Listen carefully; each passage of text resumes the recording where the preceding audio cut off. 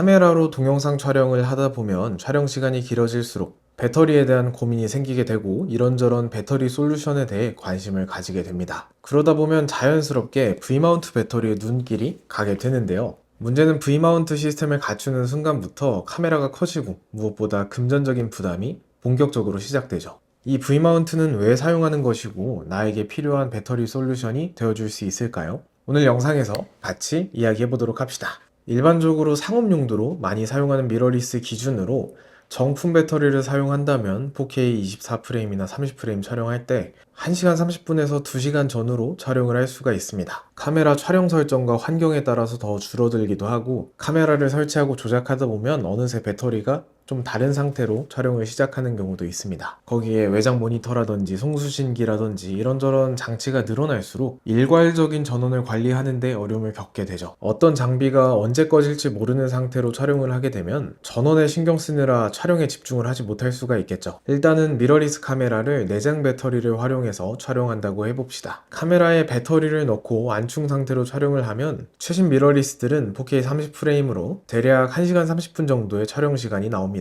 조금 더 오래 촬영하고 싶다면 가장 만만한 방법으로는 보조 배터리가 있죠. 최신 카메라 바디들은 USB-C를 통해서 고속 충전을 지원하는 경우가 많고 보조 배터리도 가격 대비 활용도가 굉장히 좋죠. 다만 카메라마다 입력 전원이 다 다르기도 하고 충전 중 촬영을 지원하지 않는 바디도 있으니까 본인의 바디에 맞는 제품을 잘 알아보고 구매하시는 것이 좋겠습니다. 실제로 보조 배터리는 상당히 효율적인 해결 방법일 수 있어요. 단순 지속적인 전원 공급이 필요한 상황에서 사용하기가 좋고 무엇보다 가성비가 좋으니까요. 특히 보조 배터리와 함께 쿨러 사용하시는 분들이 많이 보이더라고요.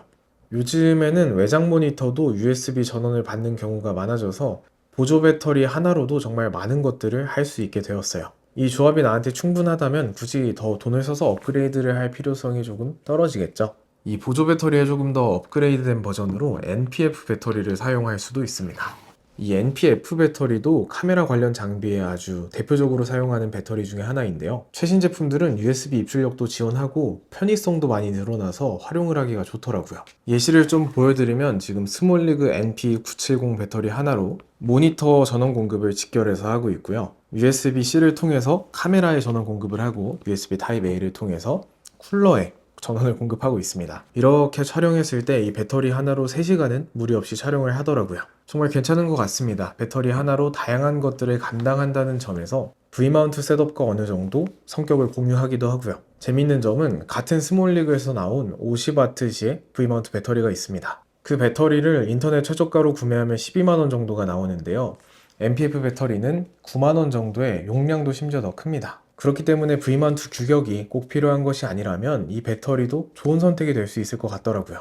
그런데 이제 이 이상으로 배터리를 사용하는 장치가 더 늘어나게 된다면 충전, 잔량, 전원 교체 타이밍이 서로 다 달라지기 때문에 촬영 리듬이 계속 깨지기 시작하겠죠.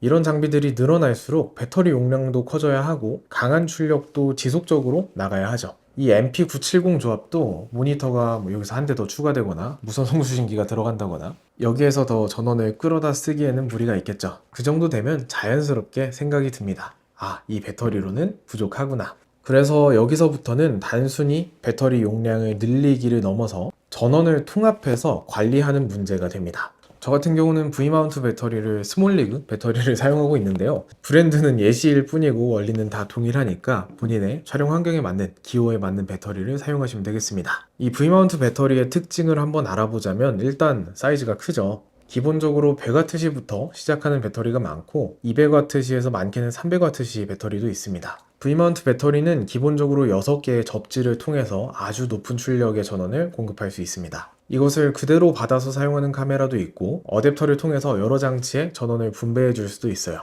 그러면서 나타나는 커다란 장점은 모든 장치가 배터리 하나로 구동된다는 것이에요. 모든 장치가 각각의 배터리를 사용하면 배터리를 소진하는 속도가 모두 다르기 때문에 배터리를 교체하는 타이밍을 잡기가 굉장히 어렵습니다.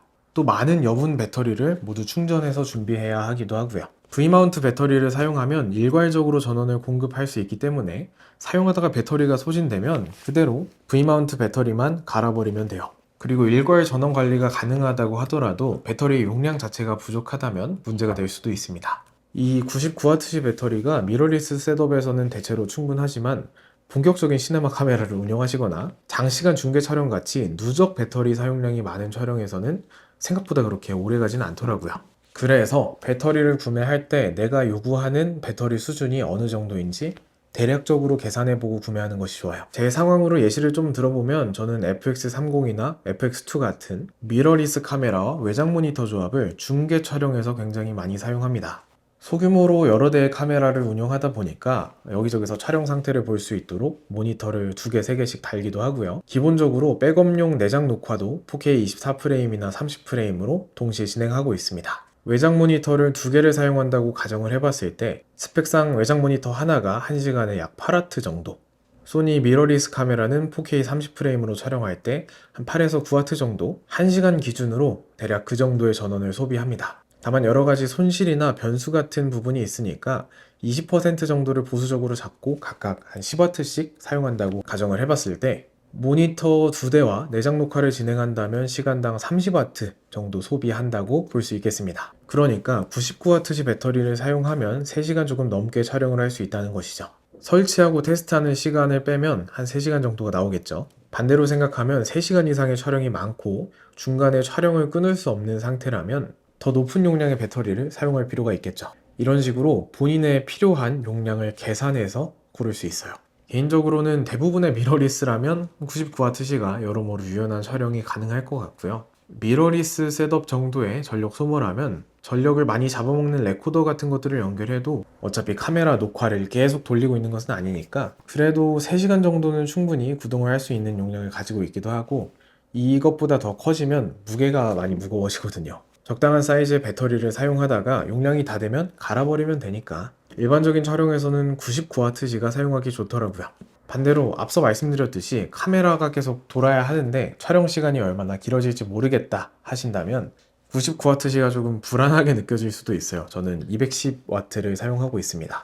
정리를 해보자면 V마운트가 유리한 상황은 첫 번째로 다양한 장비들의 일괄적인 전원 관리가 필요할 때, 두 번째로는 높거나 혹은 지속적인 배터리 출력이 계속해서 필요한 상황이라고 볼 수 있겠어요. 이 두 가지 상황에서는 V마운트가 정말 좋은 효율을 내지만 배터리를 자주 갈 수 있거나 어느 정도의 USB를 통한 구성이 가능하다면 V마운트의 가격 대비 메리트가 조금 떨어질 수 있어요.